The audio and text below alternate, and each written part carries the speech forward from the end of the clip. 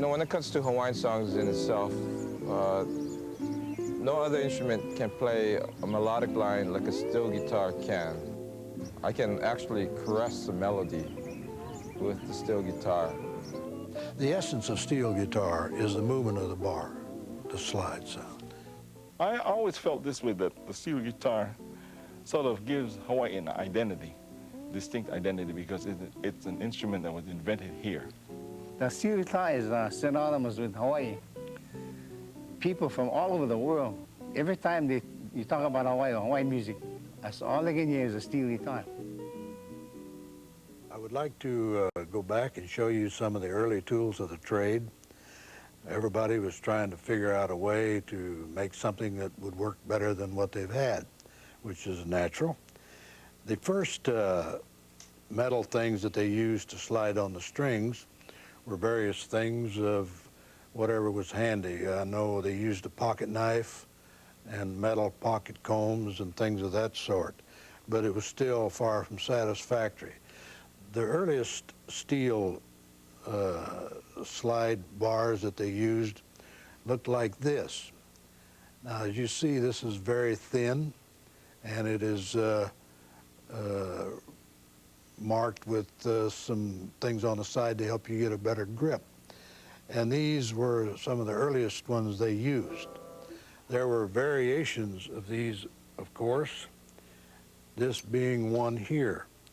Now, this is similar, only, as you can see, much thicker and indented for the hand. And so they used these.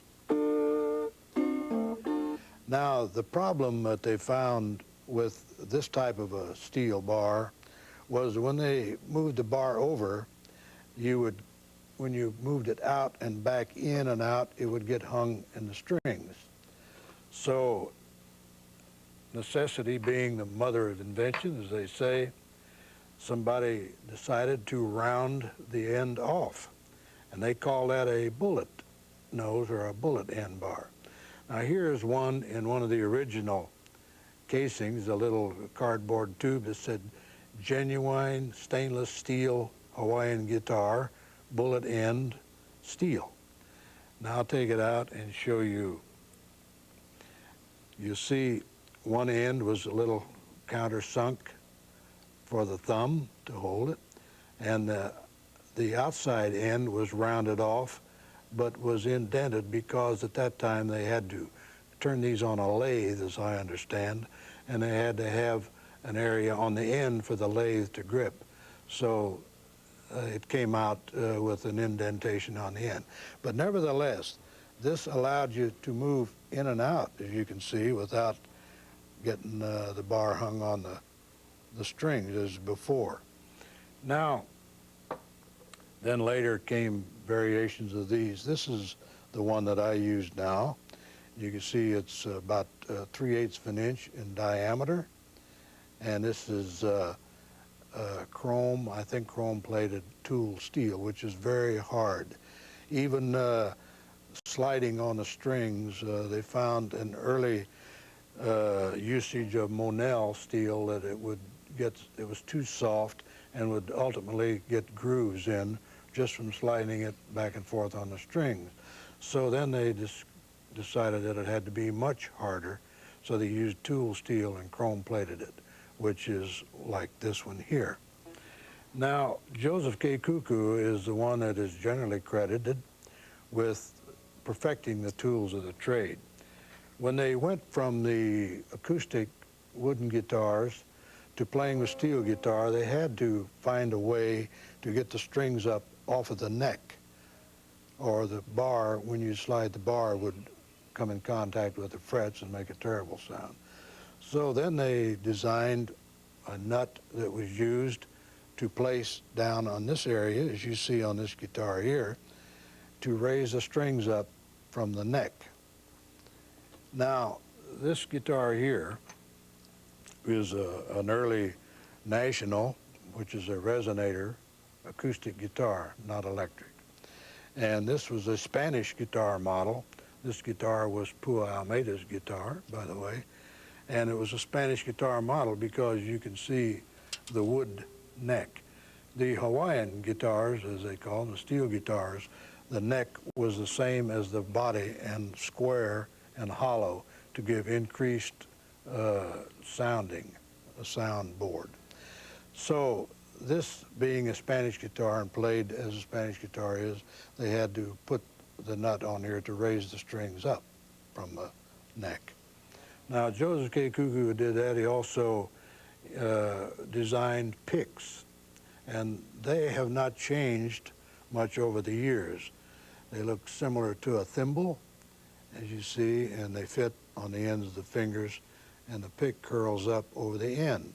So when you place your fingers on the strings, you get this. The thumb pick was originally made out of celluloid, now plastic, of course, and they were all usually one size, and to change the size to fit your thumb, everybody's fingers and thumbs were different. You had to boil it in some hot water to make it pliable and then fit it to your thumb. But basically, these have not changed a great deal.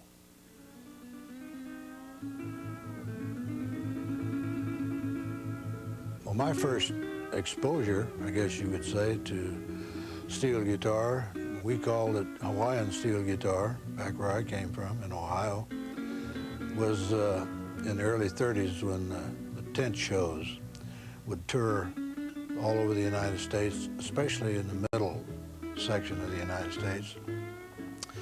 And they were very popular then because there was limited entertainment available and limited money to go see it if it was available in the Depression days. So this tent show came through my hometown of Lima, Ohio, and they would come for one day and then move like a circus. And if you wanted to see the show, you had to go that day. Next day, the tent was gone. And so I had a friend that came from a well-to-do family, at least compared to our circumstances at home. He said, let's go see that show. I said, well, I don't have any money. How much it cost? He said, oh, I don't know. So we walked all the way out on the other side of town to the vacant lot to the tent. And it cost $1 to get in, and I'll never forget that because at that time I had never seen $1. I think I was about 11 years old. So we went in, and it was a troop of Hawaiians. And I hadn't been in there, I guess, 2 minutes. And down on the left end was a gentleman seated playing this shiny metal instrument and making these gorgeous sounds. And it hypnotized me. I don't know why. And I don't think I heard anything else that day except that instrument. There were about 8 in the troupe, and of course the backdrop was a canvas one with volcanoes erupting and palm trees, you know, and all that exotic stuff to set the mood. And so that was a day that changed my life, even at that early age, because I fell in love with that instrument and it's never washed off.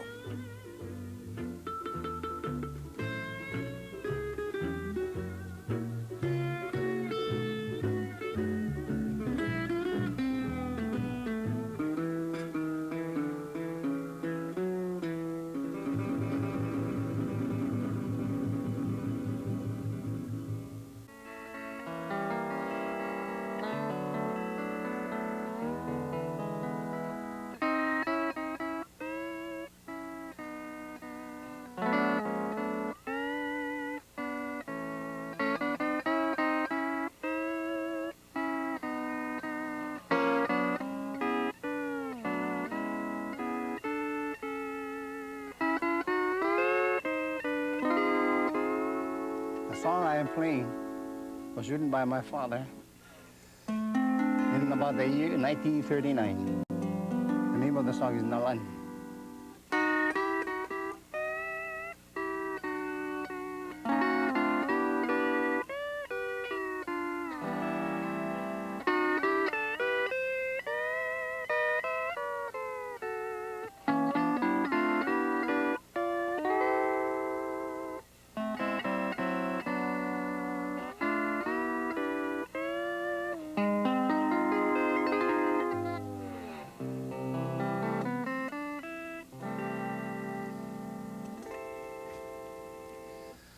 My name is Alvin Kalanikao Isaacs Jr.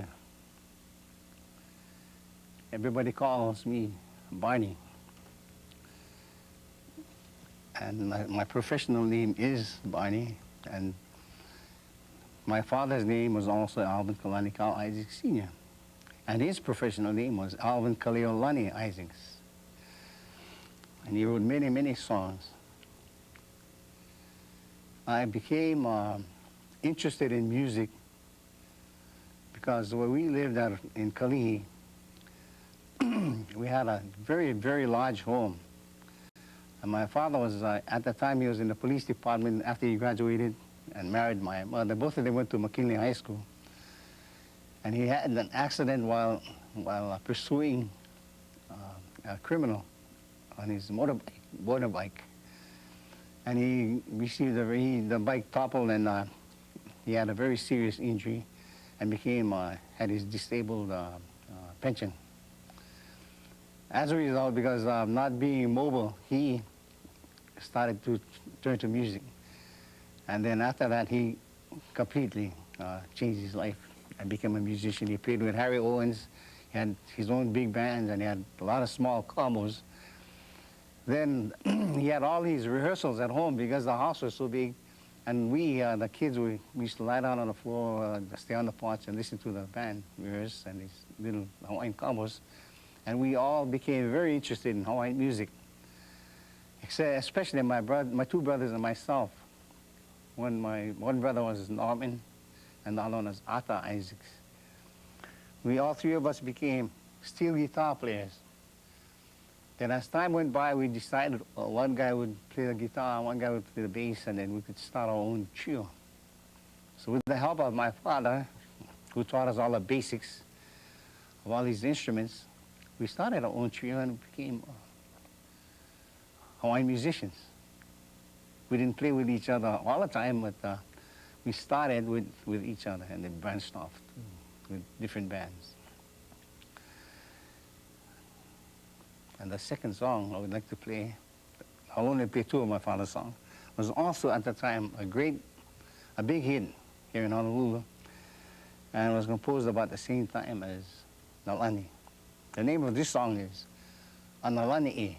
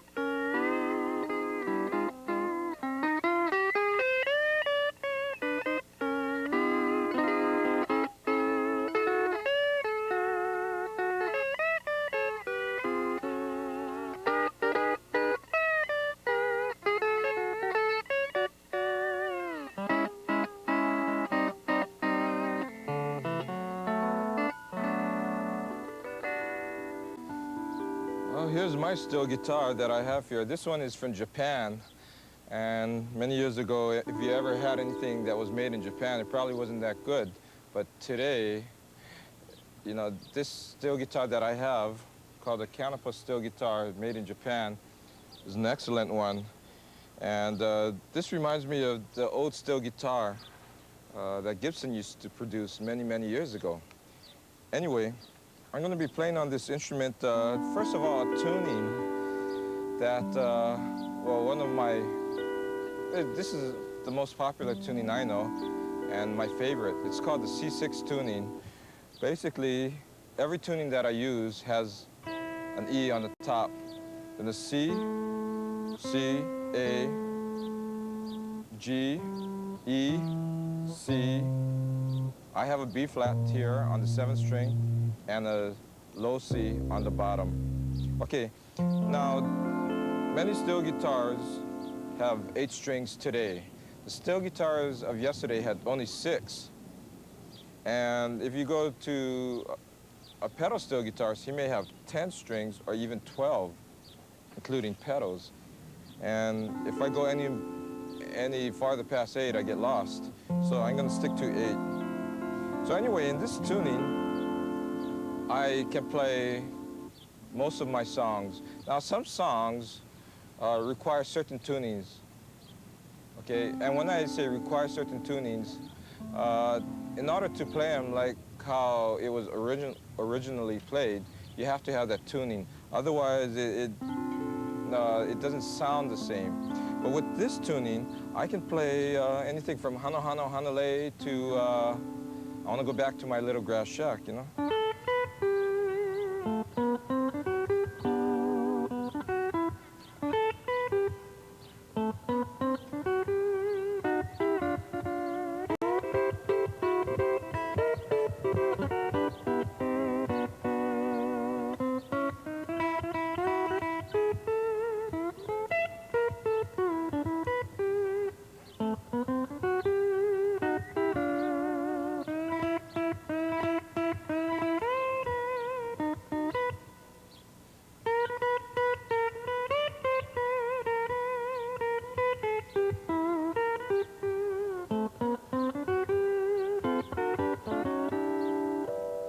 So, you know, that's Hano Hano Hanalei. No, I can play even Waipio.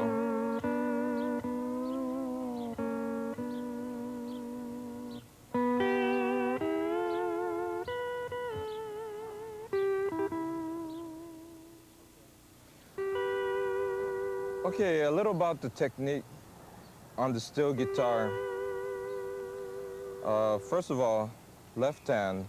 This is where you get your bar work from, your chords. This is where you get all your pitches, your vibrato. This is where the musicality comes in.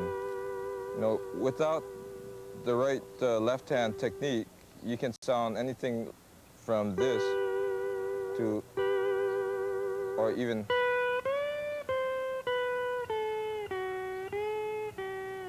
you know, and anyway, you can sound terrible or you can sound more romantic. There's also different ways of angling the bar, like, for instance, something called the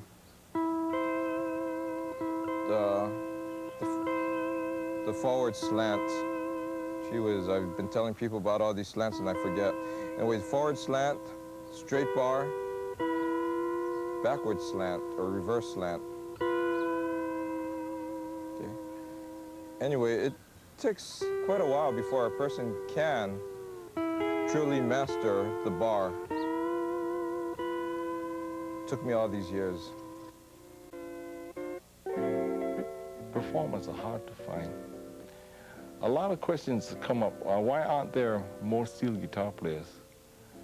Well, I'll tell you, to be honest with you, my answer is we have to find good guitarists. A steel player is going to perform well if he is backed up by an excellent guitarist. And most of us, we pick and choose who we want to have play guitar. Most steel guitarists would sort of have in the back of his mind who's going to be the guitar player. But as it goes today, we are in hopes that the younger generation would pick up the instrument and continue on with it. But the guitar, I do hope it continues on. This is going to should be part of Hawaii, and I insist that, you know, someone should keep it going.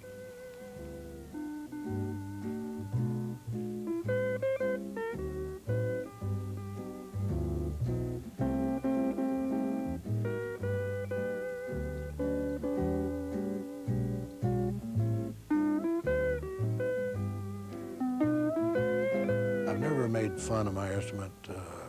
It's been my life, and I take it very seriously. So I don't burlesque anything that I do. And I wanted, well, first time I came to Hawaii was in '64 for a week, and I went back and immediately started figuring out a way to get back. A lot of things happened in the interim. I did a lot of TV shows and recordings in Nashville for 23 years, and I decided, where can I go now where I can play what I want to play, when I want to play, if I want to play. And this is the only place in the world you can do that. So I came over here and stayed. And it was another dimension to my career. And finally, I think probably the most rewarding one in a way, because I want to give it back where I got it from. I think it's so important to Hawaiian music. And I've said in a lot of interviews and things that it's the signature sound of Hawaiian music. And when I say Hawaiian music, you really have to exclude Hawaii from that. I'm talking about the rest of the world as they perceive Hawaiian music, because the Hawaiians took steel guitar all over the world when they traveled and played. So outside of Hawaii, if it doesn't have a steel guitar, it's not Hawaiian to them. Here, Hawaiian music can be anything, and is. So I want to give it back to the place I got it from, to the young, any of you young Hawaiian boys or local boys that want to learn to play this instrument. It's yours. I want to give it back to them, and if they're smart, they'll take it and use it to their advantage and play what they want to play. It's an instrument you can play any style you want, whatever you are, whatever you feel, you can play. It's the most individual instrument in the world. Well, I've said you could line up 10 steel guitar players. Say, play the first 2 strings on the 5th fret and move to the 10th fret. No 2 of them would sound alike. It's that individual. When I came over here, different ones of my students would say they would ask somebody what tuning they're using. They'd say it's either a family secret or some kind of an excuse. So I said, well, I may be doing the wrong thing, but I'm going to have to tell you their family secrets. So when you're finished with studying with me, you'll know all the tunings. You won't have to ask anybody about that. So that's not important anyhow. Just learn to play.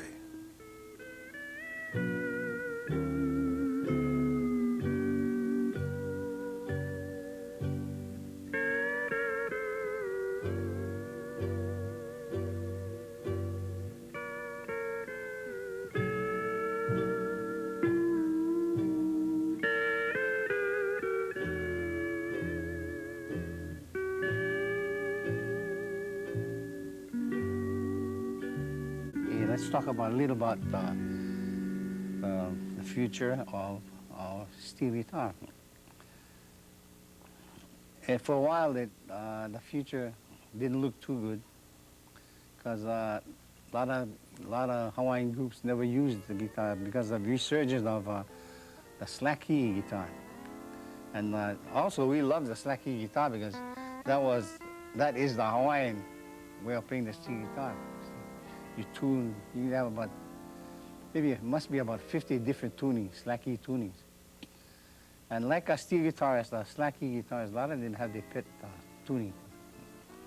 And because of that, so many groups that were started, the guitar players were the lead instruments.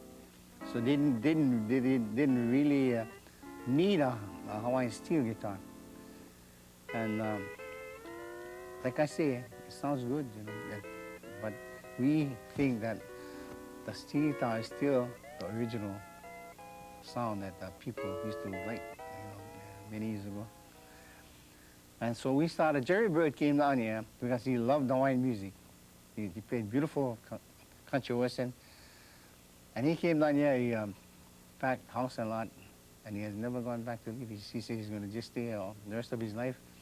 And because of him, not because of us Hawaiian steel guitarists, because we're kind of lazy, and we don't have the patience, you know.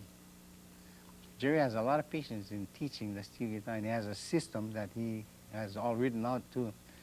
And we have Jerry Byrd to thank very much for coming down here, because he is responsible for the resurgence of the steel guitar for younger people to learn the steel.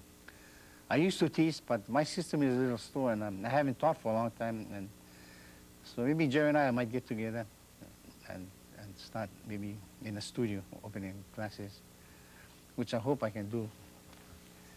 And we have some, because of Jerry, we have Alan Akaka, who is, looks like he's going to be one of Hawaii's greatest.